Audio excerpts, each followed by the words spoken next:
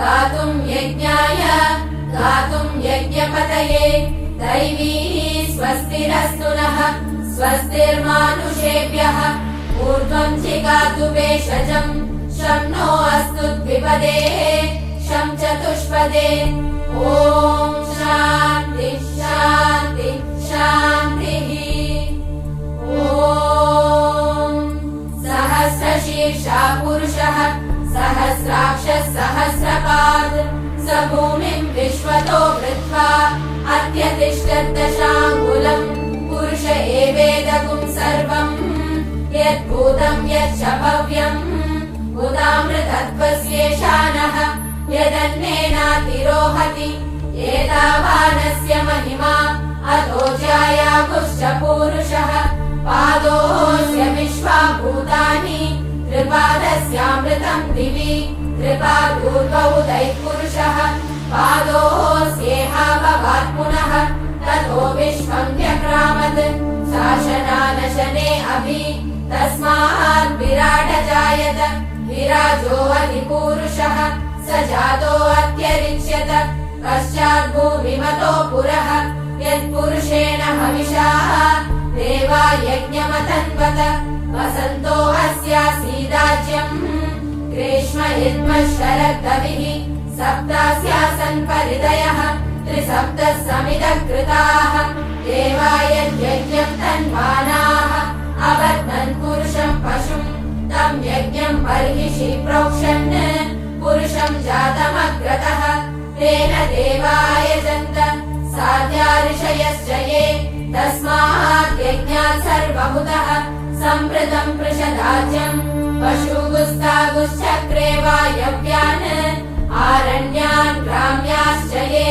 तस्मात् यज्ञात् सर्वभूतः मृजसामानि जग्विरे छन्दागुंसि जग्विरे तस्मात् यजुस्तस्मादजायत तस्मादश्वा अजायन्त एकेचो भयादतः गावोह जग्विरे तस्मात् जाता अजावयः यत्पुरुषं व्यददुः कतिदा व्यकल्पयन् मुखं किमस्य कौ बाहू काहूरूपादा उच्येते ब्राह्मणोऽस्य मुखमासीत् बाहूराजन्यकृतः ऊरू तदस्य यद्वैश्यः पद्यागुं शूद्रो अजायत चन्द्रमा मनसो जातः चक्षो सूर्यो अजायत मुखादिन्द्रश्चाग्निश्च प्राणाद् वायुरजायत नाभ्या आसीदन्तरिक्षम् शीर्ष्णोद्यौ समवर्तत पद्भ्यां भूमिर्दिशश्रोत्रात् तथा लोकागुम् अकल्पयन् वेदाहमेदं पुरुषं महान्तम् आदित्यवर्णं तमसस्तु पारे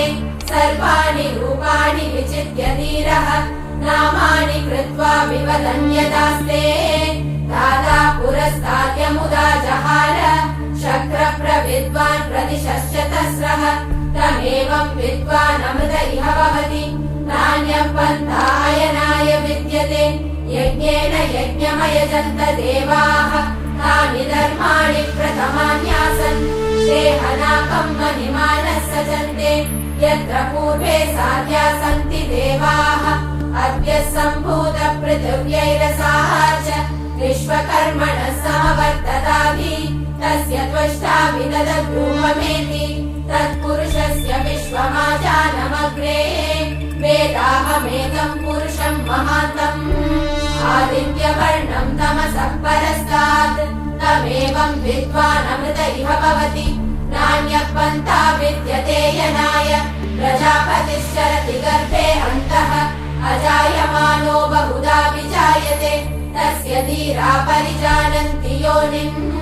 मरीचीनां पदमिच्छन्ति वेदसः यो देवेभ्यः तपति यो देवानां पुरोहितः पूर्वो यो देवेभ्यो जातः नमो रुचाय ब्राह्मये रुचं ब्राह्मं जनयन्तः